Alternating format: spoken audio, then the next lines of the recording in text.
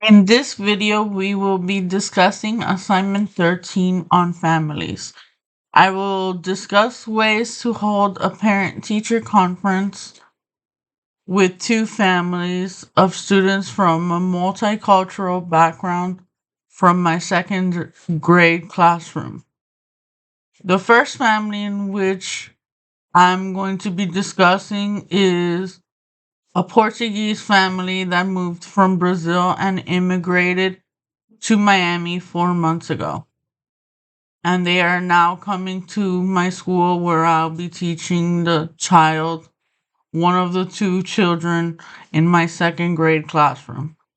The family is small and it consists of two children, a boy and a girl. And the son is in my older class while the girl is in middle school. And together with the mom and dad. That's the family structure. The child is the one that the parents like to say is intelligent and very motivated when it comes to learning. When it comes to his meeting with me alongside with the parents, I have to begin preparing for it because as we know, all meetings we need to prepare for them. And to prepare for it, I will need to go and consider his family's backgrounds, considering what's normal and what they were used to back in Brazil, as well as their beliefs and learning, as we know that every child doesn't learn the same.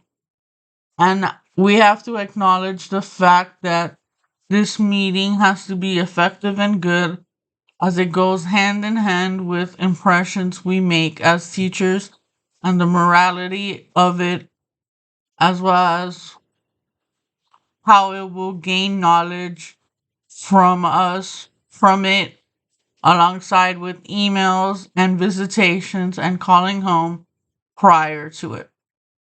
Also, as I'm preparing for this parent teacher conference, I will need to have an interpreter in the meeting before it gets conducted and throughout the whole meeting.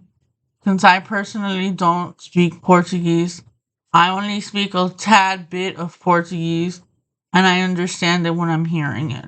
But I don't speak it fluently, so as a teacher, I would need to have an interpreter prior to having the meeting with the parents.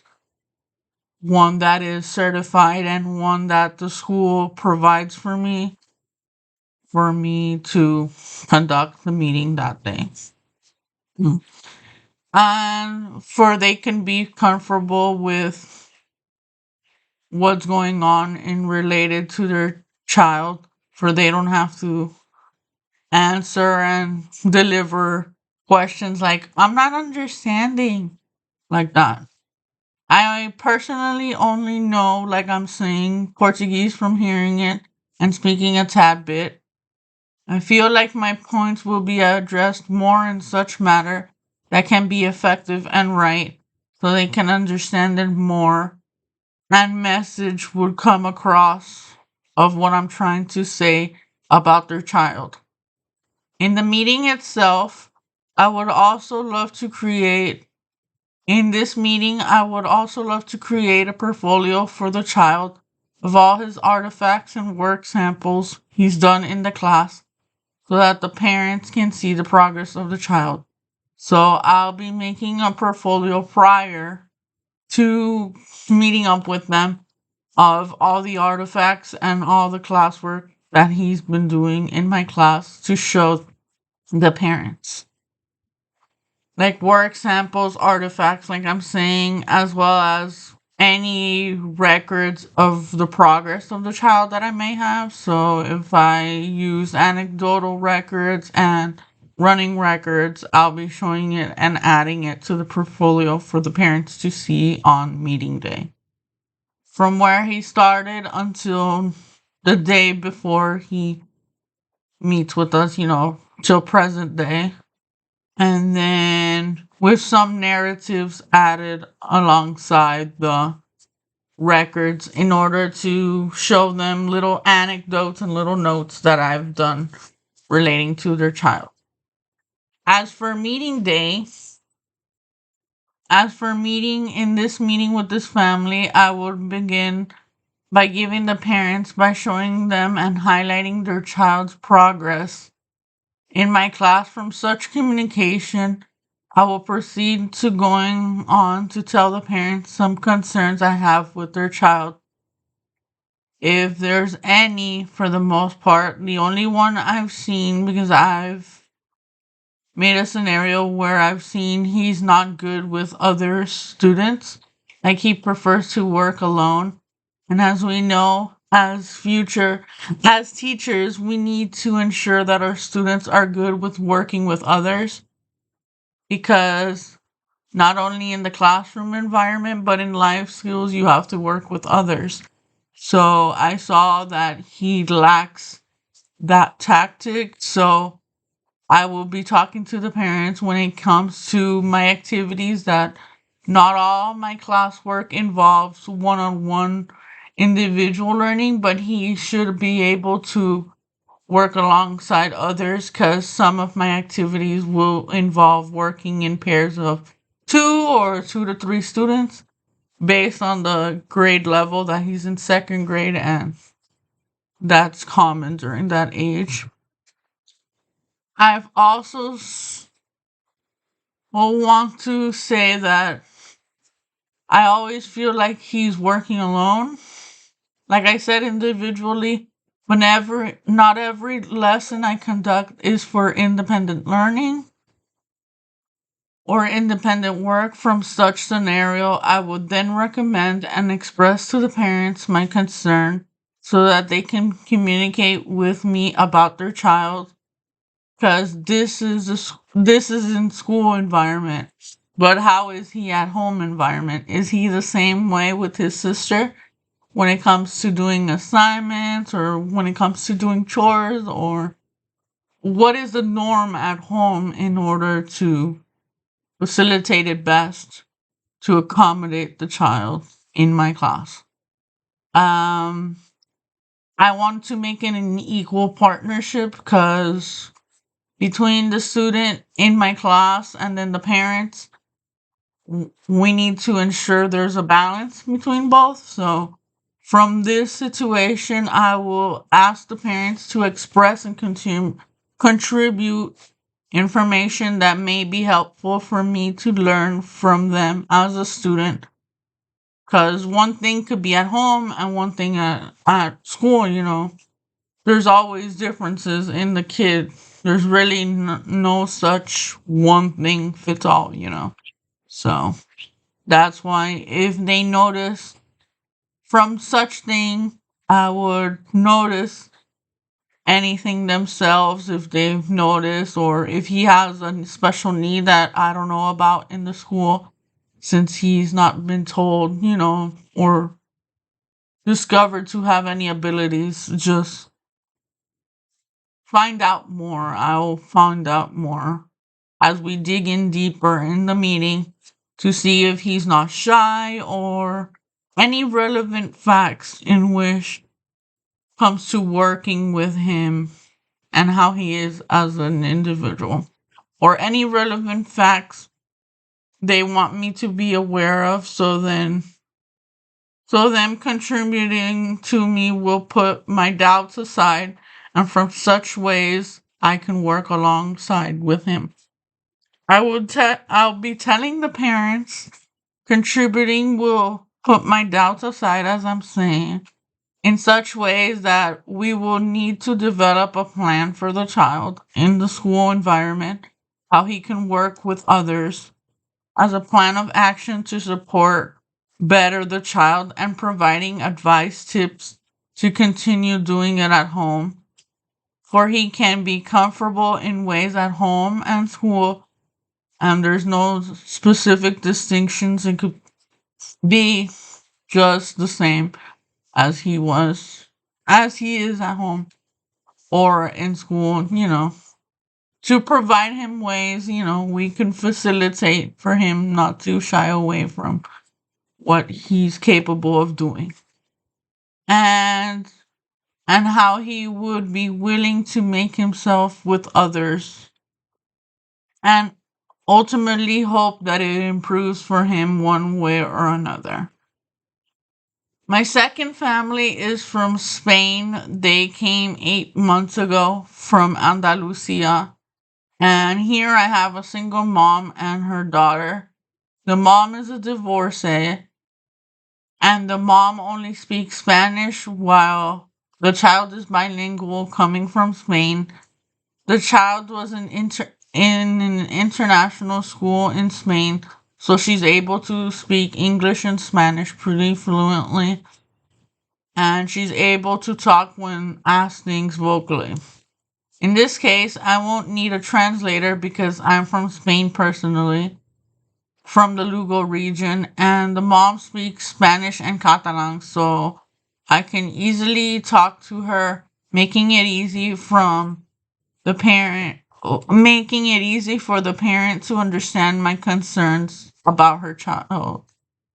In this meeting, I will be creating a portfolio as well, one that I would use to address her child's progress in my class as well, from how the last 2 months have been after she came to my school, and how she's been making much more progress than how she came.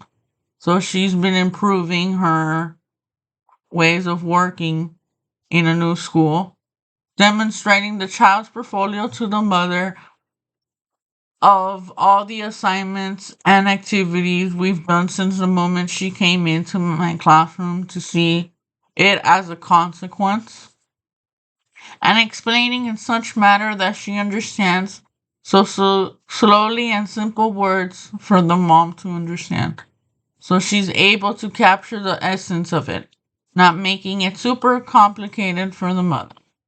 And what is my method of assessing her child? One that I use in my classroom, and how and why they are used in my classroom. And from there interpreting the results on how it plays a role in my classroom to provide the mom with a clear understanding of what I see her child do, observing the progress. Observing progress.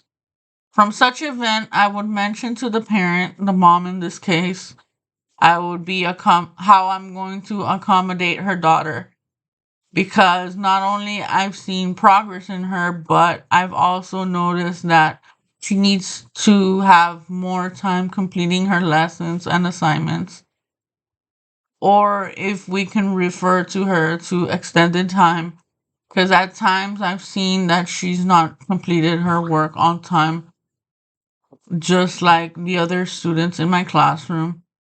And from not finishing her work on time, I would tell her mom to ask me anything in related to it, as well as giving me input of information of what her daughter is like at home, with family, as well as is she like this? Is she able to complete tasks, or is there something much more that I need to know and that we have to dig into for her?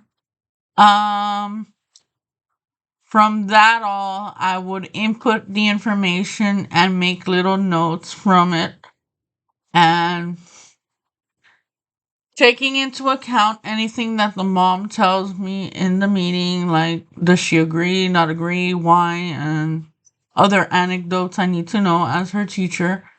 Anything they want me to know before I take it into account in my classroom, and of what I told her, if these things are vital and important, so that I can ensure and consider one's or several services that could benefit her in her school, in the school setting, ones that are relevant and ones that could best support the child in assisting her so that she could achieve her utmost potential. Because as a teacher, That's what we want for children, to learn their utmost potential and do their best.